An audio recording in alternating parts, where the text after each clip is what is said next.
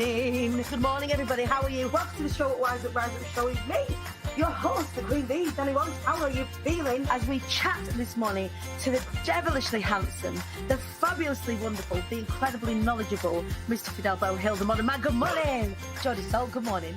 Babna Reddy, good morning. Elise Woodbine, good morning. The devilishly handsome Ian Dixon, good morning, sir. Shut up, for f***'s sake. Jesus. The fantastic Lizzie Jackson Barrett, good morning. Josephine Sandra, everybody, good morning.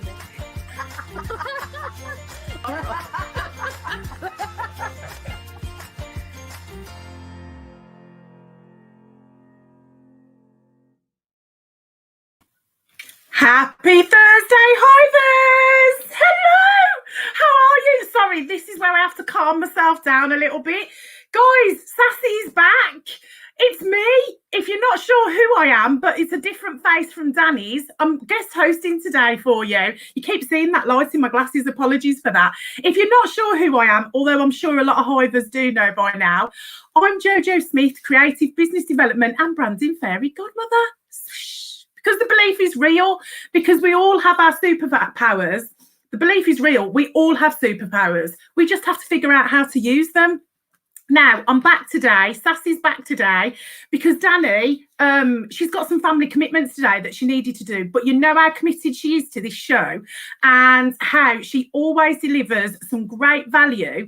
And she always brings the honey. And today is no exception. So when a guest host pops in, these great guests still get to come on and still get to share the value with you. How is everybody? How's this week been? It's actually been the official Groundhog Day this week. So there's a bit of a strange vibe going on. People are feeling a bit of a dip, but I am starting to see it come back up, which is absolutely great. And today's show, we've got a good one for you. We're going to talk about sex, baby. I am so excited. I'm not sure if I'm the right person that should have been in this seat. I'll pre-warn you now. I have a whole bag of innuendos that throughout my career within business development served me well when I was in a very male corporate environment where I had to kind of hold my own. So I promise I'll try and behave. But you do know that sassy means lively, bold, full of spirit and a little bit cheeky. So this is a good show today. I'm looking forward to this. So today's guest is, as I've just spoken about, that's not even a word, as I've just mentioned, is Jessica Staniforth, sex educator and coach. And she's all about bringing sex-positive parenting and having the chat, which we will be doing in a bit. But before we get to the juicy bits, I've just asked how everybody is. I was going to ask about the weather, but actually, I thought, you know what? Let's give Jess some statistics to work with. We'll ask about how, the hot and saucy weather's been during lockdown for you guys. Has it brought a sexy drought? Or has the temperature's soared and it's been hot and steamy in the house? Let us know with your cheeky. Feel free to pop your cheeky emojis in the comments. Now, I can't see all of the comments, but I will be getting a few pinged up by the fabulous Wallace that is backstage looking after all things fabulous and tech. So yeah, pop your cheeky comments, pop your cheeky emojis in the comments and let us know what the sexy weather's been like for you during lockdown. So get comfy. Let's ease ourselves in. Oh, first of all, I need to just tell you a little cheeky fact. Today is National Vacuum Day. Did you know this? So there was me thinking, right, it's National Vacuum Day. I'm actually going to have to get the vacuum out. I feel like I should do it on that kind of day. Only then to do a little bit more research and realise it wasn't actually Vacuum Day. It was all about plugging a hole. Sorry, without further ado, I feel like that could ease us in to introducing the fabulous Jessica Staniforth. Let's talk about sex, baby. How are you? Good morning. I am very well. I think that was probably one of the best intros. Loving the weather idea. How many aubergine emojis can we get? Well, do you know what? It was only very recent that I realised the aubergine emoji was actually a bit of a cheeky innuendo. I didn't know that. Yeah. So, Jess, Yes. do I set the mood? Do I get some candles? Do I put some nice music on? You know, tell us more about you, Jess, and tell us sort of, you know, where this is going to go today. Where is it going to go? Where are we going to go off to and have a chat about? So what are we going to have a chat about today? We're going to have a chat about, so my main thing that I love to talk about, as you already mentioned, is I just love to talk about sex. I love to talk about sex in any which way or form. Anyone will have that conversation with me about anything under the sun, which is, you have to be careful what you have these conversations, obviously. So mainly it's about that. So I'm a sex educator because of the fact that we don't talk about it enough.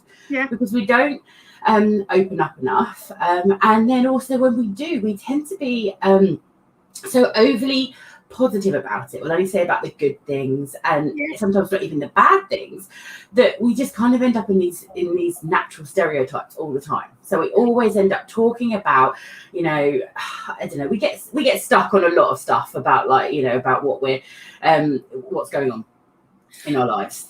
Yeah. I had a quick look because obviously I knew we'd be chatting today, and our paths have crossed before, but I really wanted to sort of, you know, get a little bit. I'm really watching what I'm saying, some of the words, because I'm thinking there just could be an innuendo attached and it'll be perfectly innocent. Anyway, I know it's, you know, it's very serious. And I was looking on your Instagram and I saw a statistic that was 52% of Brits don't talk about sex. Even with their partners. And that was quite, you know, I was like, wow.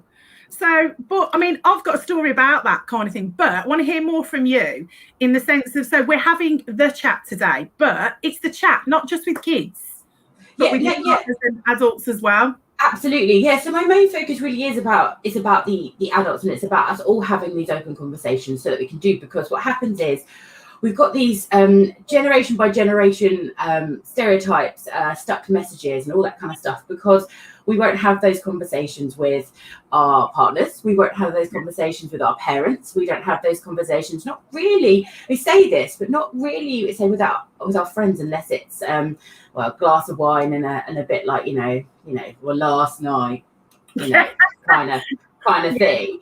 And we kind of really only talk about this kind of stuff when it becomes really painful to us.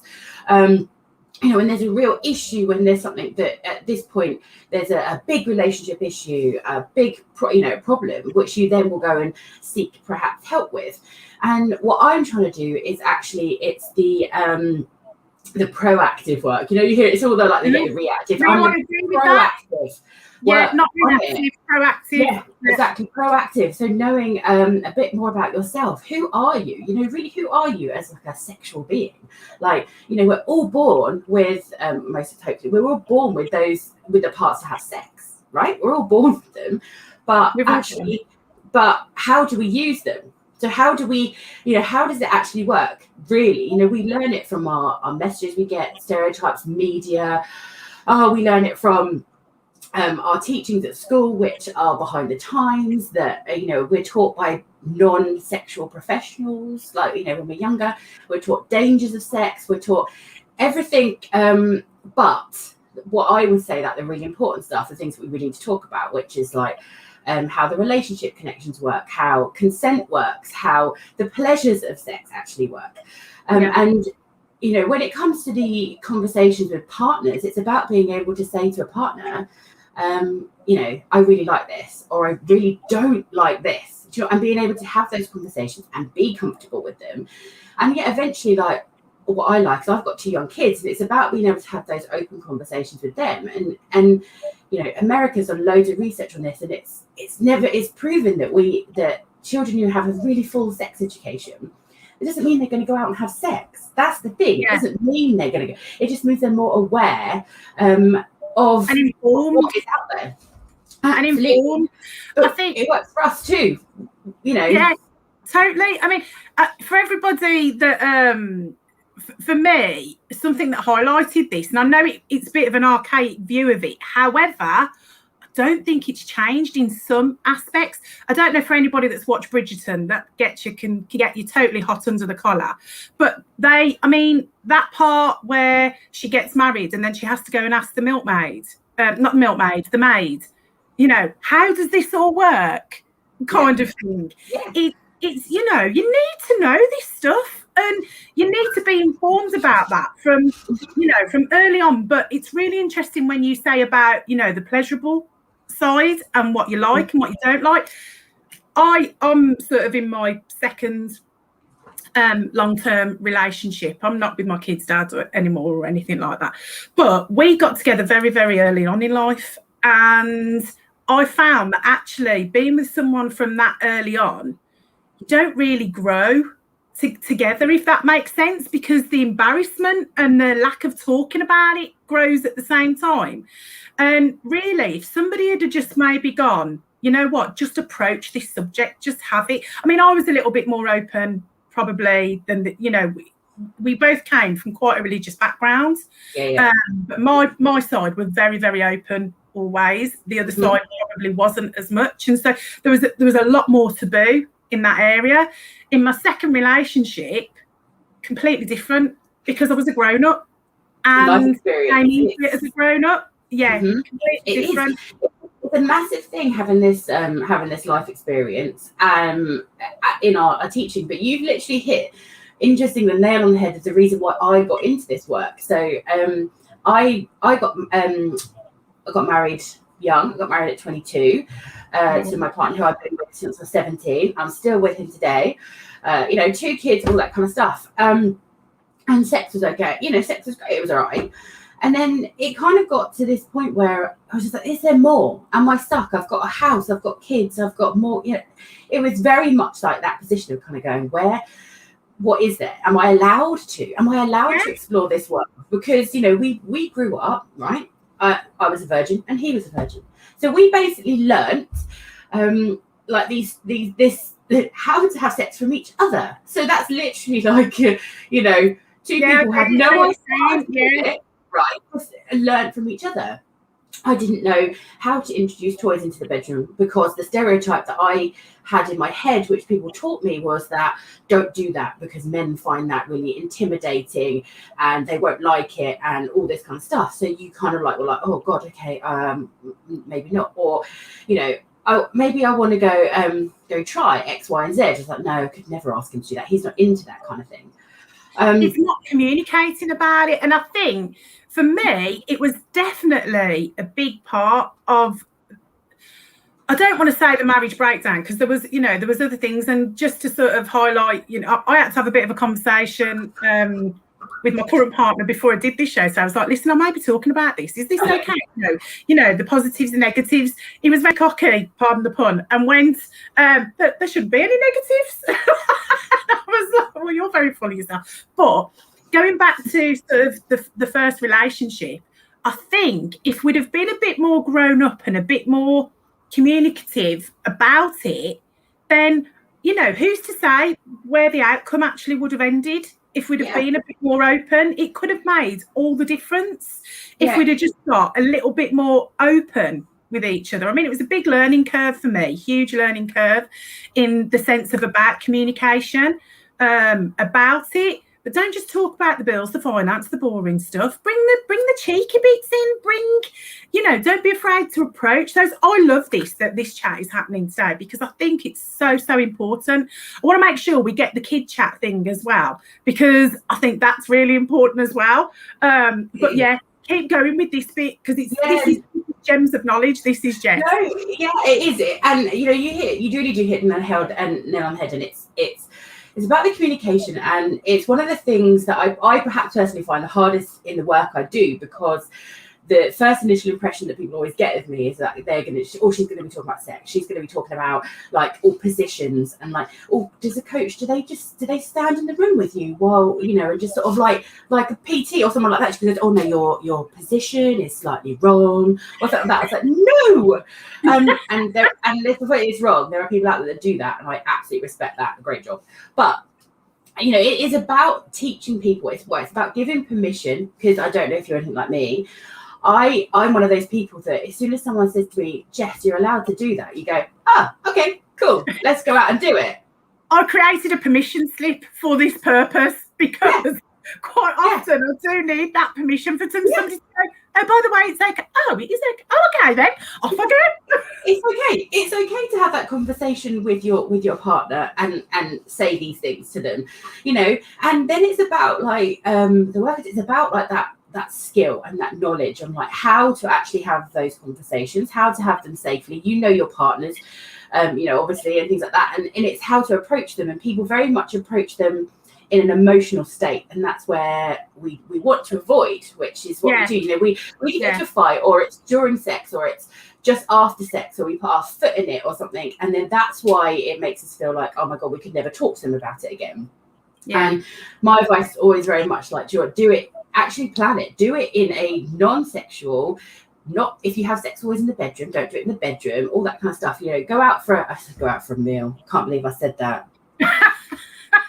Well, do you know what? You could take a picnic, couldn't you? You could do your own food. So you could still be creative with it. We've got Valentine's coming up. If people are struggling how to approach the conversation, why not just send that cheeky text? Because it can almost be, do you know what? I've got a new plan. How about? Because like you say, the proactive approach is going to be far more productive than the reactive, because there's too much emotion and everything coming into it. So I think this is very well timed, because for people that might be thinking, especially with lockdown, dependent on how it's impacted, do you know what I mean? We've got to sass up Valentine's a bit this year, because what are we going to do? Maybe it's a good thing that we can't just go for the meal and tick a box, and we've done that, and then we come home, and actually if you haven't got your elasticated outfit on, you really don't feel like it anyway because you're too full. I mean, come at it from a different approach this year, maybe, if it is something that you don't chat about. Have a nice have a meal at home, and then just have a chat, like, you know, when you're over the dinner table, you know, when the kids have gone to bed. Louise has just posted a comment, so I just want to mention it because Wallace has popped it up. So I didn't talk about sex until I met my friend Emma at age 24. It had never been discussed with my friends until that point. It made such a massive difference. It really, really does. I used to hold an annual and summers party at the end of January, after the first paycheck, because everybody had got a bit of money, but everybody was down in the dumps, but ready for Valentine's. This became a bit of a big thing locally here, and it started off with about 10 people. And by about the 4th, 5th year, it became an event where I'd got about 60 people in my house, and we were doing it. And it became a thing that if you got an invite to this Ann Summers party, I mean, it was great. We had, butlers in the buff. It had to keep getting bigger every time. It was definitely a grower kind of thing. But it once we all started to talk about it, we created this little community within that, and it became okay, you know, to explore outfits. It became okay to explore toys. I mean, we had a really sort of wide variety of people that used to come to these, because some people were really out there, really experimental, you know, really willing to talk. And then we had some ladies that came, they'd be really shy, but by the end of the night, they were just like, oh my life, my world has been opened up. And it was just about talking about it. And sometimes I find that even, so like us talking about it, other people listening, is why I talk about it, even if I feel like I'm talking to myself or I'm talking to a camera and things like that, because actually the talking about it's amazing. If the first stage needs to be just listening, then absolutely. And everyone comes into these journeys in like at these different points. One of the things I always say, really interesting, I find, especially like UK based, for us, is that people are very, very quiet about sex, who don't talk about it, feel that they, you know, should keep it all under wraps, all that kind of stuff. Or you get very sexually liberated women who are quite happy about talking about it anywhere and everywhere and all that kind of thing. And I want to fill in this middle gap and make it okay for us to be able to talk about it in everyday life, you know, to say the good, to say the bad, to, you know, to really open it up, but also to make sure that we're getting rid of those. She's trying to get the comments up, but it's going wrong. Sorry about that. I was trying to get the comments up, but I can't do it. Comments. So we're kind of like, you know, just hoping people say hi. But it's about getting that education right as well. It's about and that's where I push, obviously, the talking about it, but then, you know, what I actually do and why my business is called Sex Education is because it's about the talking being on the right point. So it's the sex education, it's the going back to school and getting that actual, you know, the whys. Because actually most people, I just needed a bit of education. I just needed, you know, I didn't know what the clitoris looked like until I was 35 years old. Was a little bit like, how did no one tell me this? But, you know, before kind of thing. So well, I think because we'll get onto the chat with the kids, but we'll come back to that. But let's just read this one. So my mum hates. So this is from Alexandra. My mum hates me talking openly about sex or periods or anything that isn't ladylike. Just I think that's so toxic, and the reason why it's so taboo and some people feel like they can't talk about it is where we get problems. 100%. It's just, you know, it's just being open. But I think, like something you've just said about the permission thing, let's just give everybody permission this morning. It's okay. You can talk about it.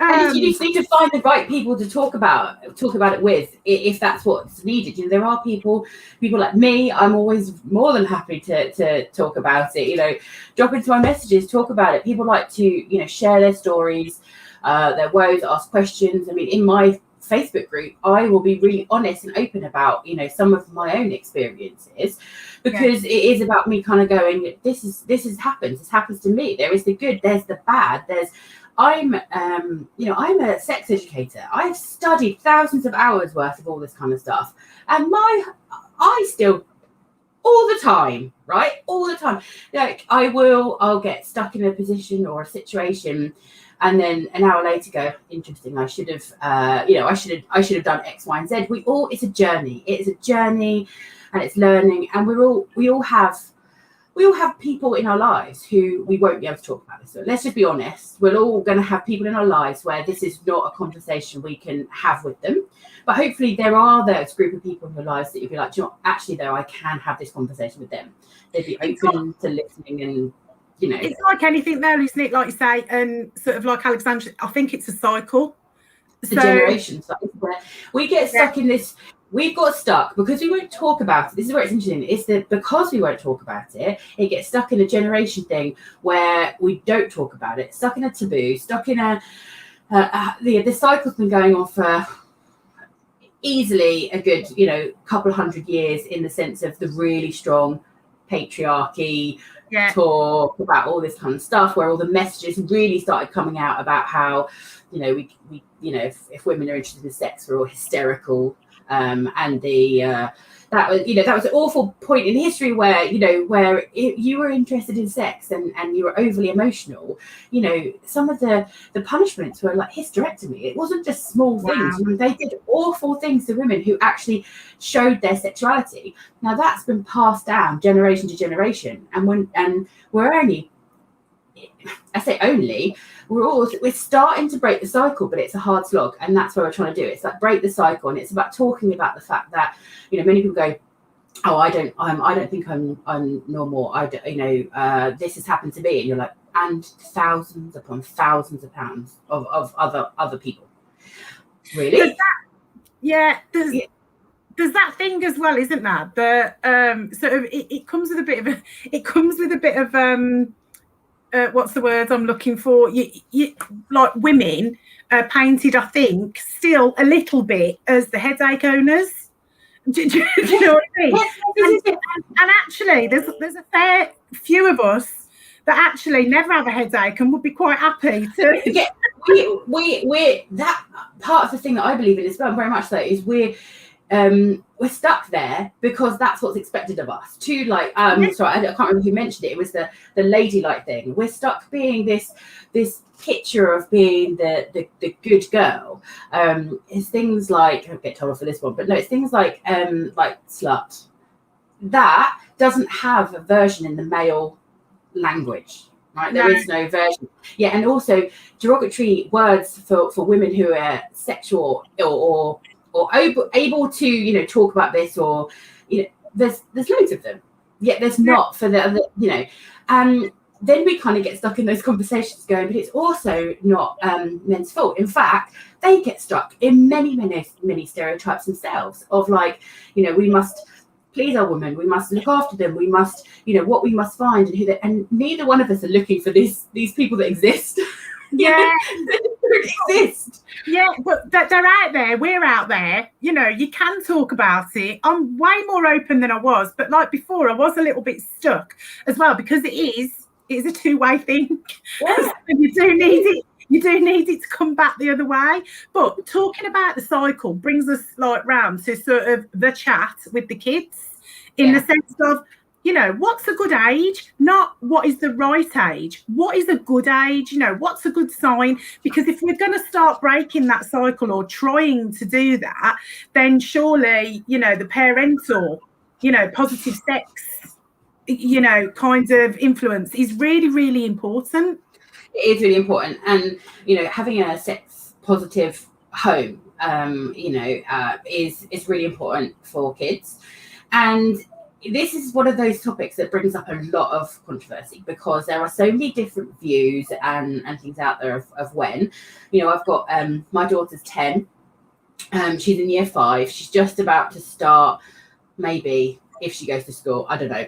That thing called school. I don't know. The sex education part of her curriculum. So they start at year 5, where we are. But it's about reproduction. So that's the first thing they go with. Obviously, the hormones, things like that, is period time. It's all that kind of thing. And, I sat on, a Zoom call while the teacher was explaining all this at the beginning of term.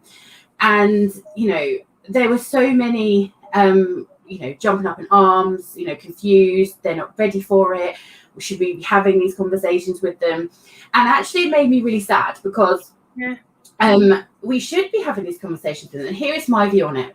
We should be having the conversations with our children about sex, specifically to them about sex, or answering their questions when they are ready to talk about it. Not when we're ready to talk about it. Not when school tells them they're ready to talk about it, but we need to be there. We need to be open, and we need to be able to say to them, when you are ready to have these conversations with us, we can answer you. We will sit here and we will talk to you about it. And for some of them, that could be 7, 8. Some of them it could be 12. It could go up. It's about. It's getting younger, because social media, TikTok, all them kind of things.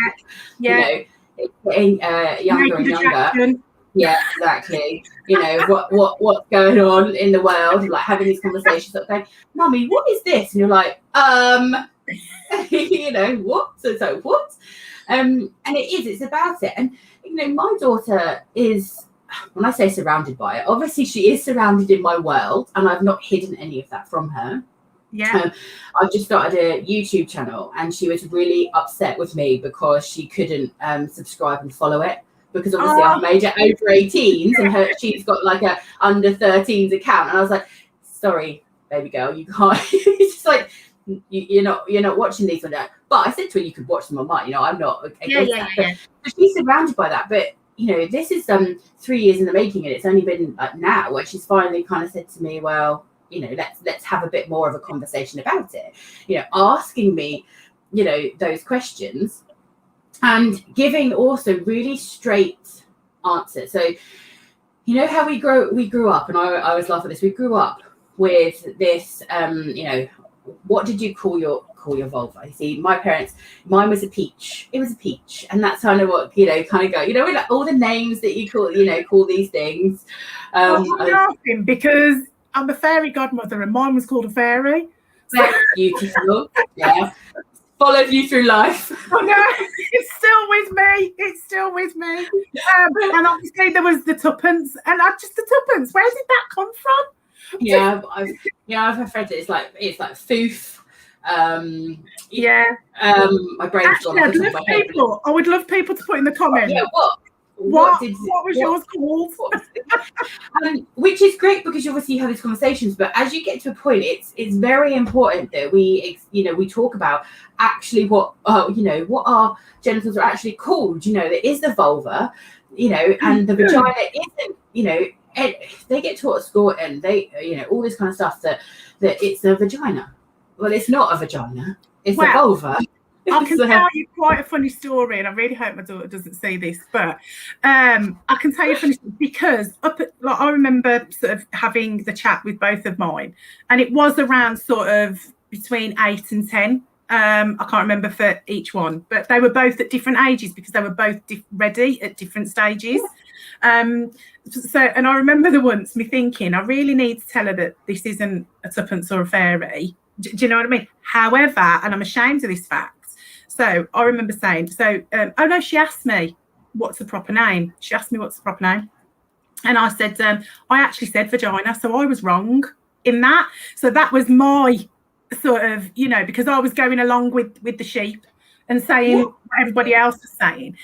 But anyway, I remember feeling really nervous about the fact that she was going to go into school the next day shouting the word vagina every 5 seconds. So I was like, right, yeah, now mommy's telling you, but this is for other mummies to tell their children when they're ready. So it's not a secret, it's not a bad word, but you have to let their mummies tell them because, you know, we all have different names. Anyway, about an hour later, I was still stressing that this was going to be the vocal as she went into the playground the next day, and like they'd be thinking, I'd be judged in the sense of, what have you told your daughter? Well, I would have been judged because I'd got it wrong. Anyway, besides that, but I remember saying to her before she went to bed, now listen, you know the chat we had, don't forget that's for the mummies. And she says, oh, I've forgotten anyway, it's something to do with China. Beautiful. I was just like, I'm okay with that. Okay, cool. But the thing is that's another great point. It's about that creating this space, because it is reinforcing all of these messages as well. It's not just about it's knowing the right bits, isn't it? Knowing the right bits, it's having these open conversations. And I always say that one of the most amazing things that I had growing up from my own parents was that they were very open to having this conversation, so I could go to them if I had a problem. But, you know, my mum always said to me, if you have sex, you're going to have sex, but I'd rather you did it under my roof where I knew you were safe than ever that you had felt like you had to go to a park under a tree, or you know, because all the stories you get from all these kinds of things that, you know, it was just an accident, there was, you know, it just happened at a party or X, Y, and Z. And my mum, and in a way, because she opened up this safer environment for me too, it kind of meant that, well, for me personally, it's all right, but I didn't rush out to this, to this experience. I knew that when the time was right, I had a safe space where, I wasn't going to be disturbed, where it was okay, and where I could ask questions and be supported. And what was sad about it in the longer run as I got older is I realised how many people didn't have that. I didn't know. For me, that was normal. It was me that was a really normal experience, right? But for so many people, that wasn't. You know, they weren't allowed, you know, in the house, you know, with a partner, a potential partner, even a friend of the opposite sex, you know, all these kind of things. And it meant that those first experiences of sex were negative because they didn't have this sex positive view on it.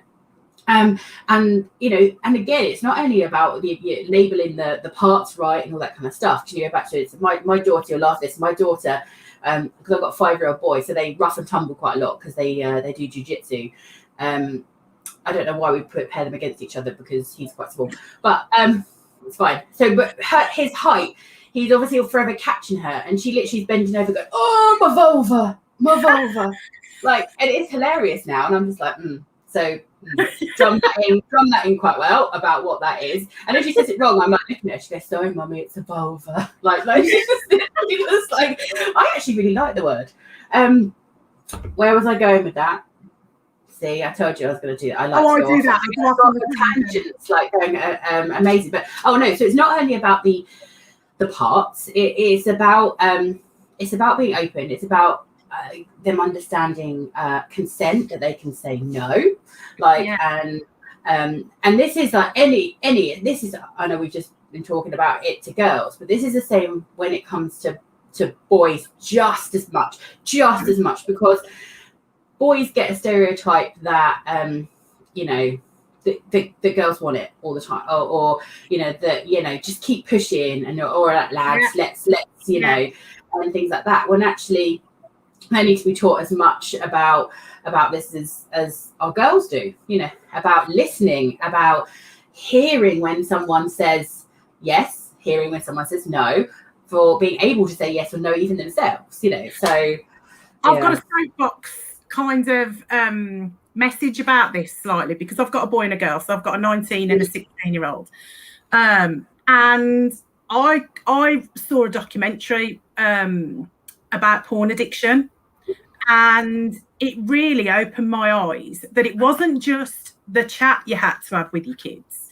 I might get bits of this wrong, so Jess, you could, you know, feel free to inject and put the right information out there. But I was like introduced to the fact that you don't just need to have the sex chat, you actually need to have the porn chat as well, because there's a generation of predominantly boys, I'm just going to go with that, but predominantly boys that are viewing, because I mean, porn in my day and age was Confessions of a Window Cleaner. Do you know what I mean? Or I'm going to put it out there, Porky's was the hardcorest porn that I saw in my day and age. Do you know what I mean?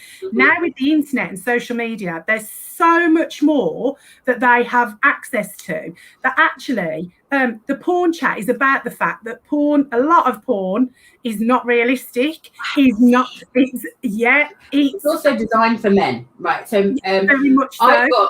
I've got plenty of porn that isn't, you know, and it's ethical porn. I obviously it's ethical porn, because actually you'll find that that in the back roads of porn, a lot of it isn't. It's not consensual, but it is. I know what you mean. The women don't get as much choice as you think. You know, they're going, this is your job, you take what you don't, and it, you know, it's the same with us. If we need, you know, to put a roof over our head, well, we're gonna do that. And ethical porn is actually about it's the companies that really, they focus on them. You know, it's proper pay, proper conditions, proper everything for the women and the men that they have under their thing. Yeah. And it's true, porn is made very much for men, and it is complete fantasy, and it isn't reality. I mean, I love to so people say this to me all the time. It's like, yes, I do watch porn in the middle of the day. I'm allowed. We're all allowed, by the way. We're going to take a lunch break, and I'll give you some hints of where to go. No, but it's about realizing that is a big fantasy, and that they can access that, and they are going to see something that's not real. But you really need, and the conversation that I had after watching this, and actually sort of I've known a couple of people that this has actually affected, because of that unrealistic porn and what they're seeing.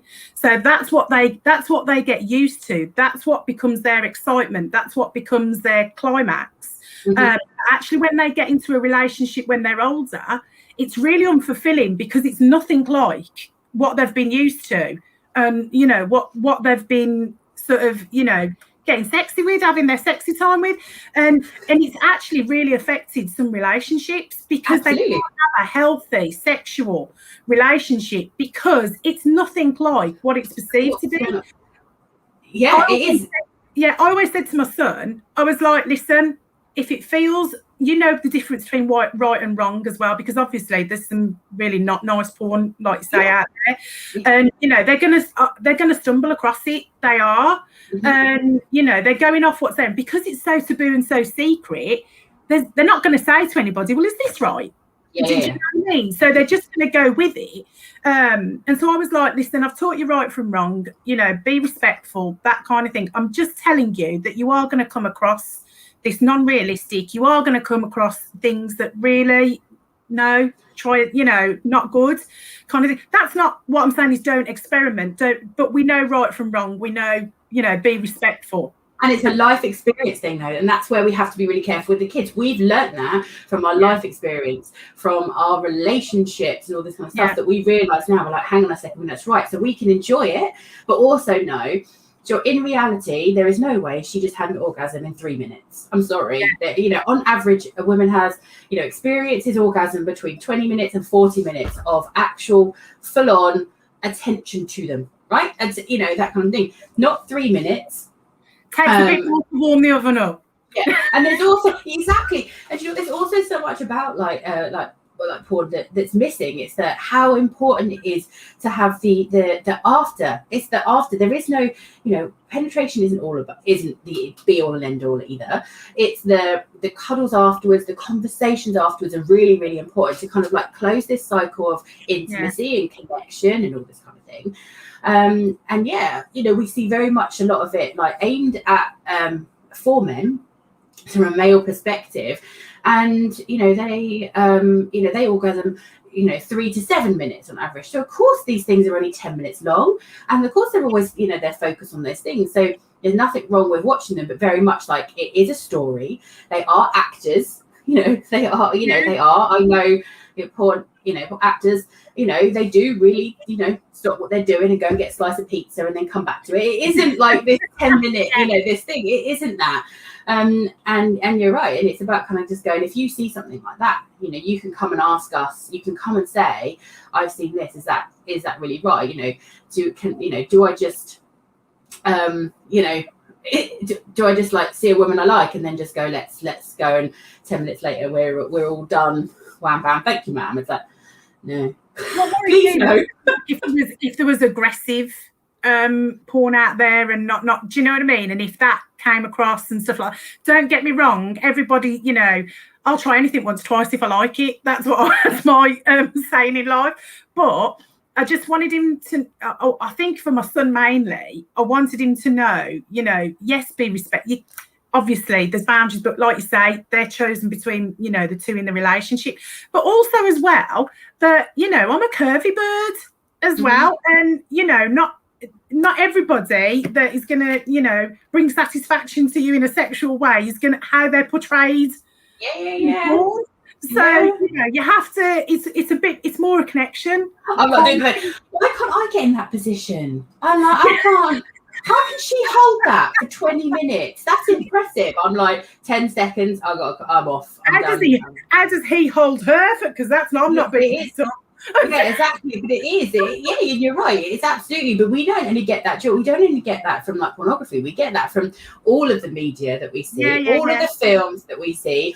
These ones about like relationships and like how they work. We get the couple breaking through the door all hot and heavy and like and literally just having sex and that's it. And it's kind of like going, where's the warm up? Where's the women particularly? We have a warm up period. Talking of a warm-up period, I noticed when I was looking as well, you have something pretty special coming up. 10 hours of sex talk. Oh my god, I know. Do you know what? And we are blaming Danny for this. Okay. This is what happens when you work with Danny, okay? Yeah. Which you probably all know. What's going on with me? So obviously sex talk is what I love to do and what's going on. And education is what I love to do as well. And so I decided that I was going to put all of this this knowledge and these bits and pieces and the things that I think we all should need to learn, women particularly about desire, how we feel in our own bodies, how we can understand, how we can communicate, into a membership package. So I'm doing that at the moment, and I was thinking, right, so this is going to be like full of education and experts coming talking to us all about everything under the sun from health and wellness, but also going through this process of finding ourselves. So how do we become more intimately connected with ourselves and our partners and all that kind of stuff? Well, confidence is, there's nothing more sexy than confidence. Exactly, and confidence. And it's all of the main concerns. So it covers all the main concerns that women have. So mainly the main concern across the whole globe for women is our desire. So our libido. We don't want to have sex anymore because we are surrounded by this world of stress, kids, of everything we've got to do. And the last thing we have on our minds tends to be sex. It's a bit like, the business talk when you always say that marketing is one of the most important things you can do, but it's always the first thing you get rid of where things are tight, when money's tight. And yet it's actually one of the main things you need to keep the business going. So I say the same thing about sex. It's the same thing. It's just like it's the first thing to go out the window, but it's actually a big part of what's keeping you going and keeping the relationship moving. What's whether you're in a relationship or even not in a relationship. It's very healthy for you. Good for you. It's a stress reliever. It's self-care. There's so many things like about it that are great. And so I wanted to kind of create this safe space for us to have these conversations and to get this knowledge and this understanding, because I'm very much aware that, you know, people are still uncomfortable with having these conversations and having, you know, this you know, taboo chat. So and I took a long time, and I still didn't really find that really safe space where I knew I could open up and be okay with it, but also listen. So I would do things like, you know, I went years saved without like watching porn, because I was like, I can't Google that. That'd be awful. So it's about like where them spaces are that you can find that are safe, or, you know, that you can have permission to do that, and communication skills and body image issues, and talk on, like, as you said, sex positive parenting and STIs. It's all of that. It's this big bundle of knowledge. This sounds so good, because I think there's a lot of people out there that, like you say, want to Google this, but are scared where that Google will take them, and then also don't know how to delete the history. Yeah, no, absolutely. It is a big thing. I did it. I actually personally did it. I mean, now don't look at my search history now, all right? And I'm just like, don't look at it now. But you know, it is about like having that flag up, if you share a computer, all these kind of things, but having that one space where there's going to you know, where there will be experts on all different kinds of areas around that space to ask these questions, and knowing that, you know, that the information coming back is from people who know what they're talking about. You know, this isn't it isn't a Google and let's see what it says. You know, it's a bit like, it is what, you know, it is actual, you know, education. And so then I came up that fun thing of like, how am I gonna like tell people about this? How are we gonna share this with the world and what we do? And, you know, the traditional launch of things are like trying to do a challenge. I was just like, how can I do a challenge? How would I do day one? So day one, I would like you to hang on a second. So I was just like, go off and do what exactly? And so so it became this whole idea of a 10-hour summit launch kind of thing for it, where I would I have 10 hours of sex talk. So when is this? The 28th of April is a Wednesday. It'll be 1 o'clock until 11 o'clock. 1 into the evening. And the idea basically is I'm breaking it all down. So the sort of during the day part is the the softer side of things, you know, like the body. You're warming it up. Relationship stuff. And then we're going to get to the 9 o'clock watershed, where we will be going a little bit, you know, deeper. But then that's where everyone can get comfortable with it, and that's why I want, you know, the information that will be in the membership will be very much like it's a starting point, but it's also a continued journey. So if you start there and want to stop, then stop. If you want to keep going, you're going to find more, you know, more information about the sort of the deeper side of sex. But even so, this is one of my really big points I always say to people: even if you never want to go beyond what we call a vanilla sex life, which is absolutely fine, that doesn't mean that you shouldn't know about what else is out there in the world, because it's that problem that has caused the problem we're in right now. If you don't know, how can you try it? How can you even consider how can you know if you don't like it? If you never tried that sprout, how do you really know that you don't like it? It's just because everyone's told you they're disgusting. I love a sprout. And I'm like, so, you know, Marmite, people, until you try it, how do you know? And it's about sort of showing these things in this really safe space. So, you know, I always talk about like BDSM, and we get stuck in the 50 Shades of Grey thing, and that's what it is. And it's not. You know, it's not. That's a very small aspect of it. There's massive to it. There's some amazing, beautiful things, you know, about it. But how would we learn about it, and why? And, you know, and it's understanding that world around us as much as it is understanding us. So 10 hours of sex talk. Love it. I'm going to hoarse by the end of it, though. I don't know how Danny did it, but she did it. I'm already thinking, God, camel bag. Yeah, I mean, I was tired watching the big festoon. How she actually did it and delivered it, I'll never ever know. So when she said, she was like, yeah, that's how you should do it. I was like, oh, sure, I can do that. Yeah. But I do think it's good. People will be able to dip in and out, won't they? Again, no pun intended. But okay, so you'll put I'm guessing that after this, you'll be able to put the link in for that. Where else can people find you, Jess? Where else can people come and get educated? Is that education? Yeah, I like it with my sex talk. So I am on Facebook and Instagram as Sexucation with Jessica, so you can find me under there. And I have just started a YouTube channel, which I'll put the link for in as well, which is having the talk, and it's going to be me giving this information in sort of short bursts. So my biggest thing is straightforward factual information. So I want to talk about it, get it out there. You know, I'm not talking about hour-long things. It's like no, it's 5 minutes. This is interesting. This is what you want to do. And I've taken a lot of that, and I'm recording at the moment to YouTube. So I'll put the link in there, mainly because Facebook don't like you very much. You've got to be really, really careful about what I say before I get put in Facebook jail and various other things. So yeah, you do have to, but at least they know where they can find you. Like you say, you found that outlet that, you know, you can be a little bit more sort of, you know, say what you need to say, basically. And ping me, message me, share stuff with me. Do you know what? I'm more than happy to you know, to hear the good, the bad, if you ever need to.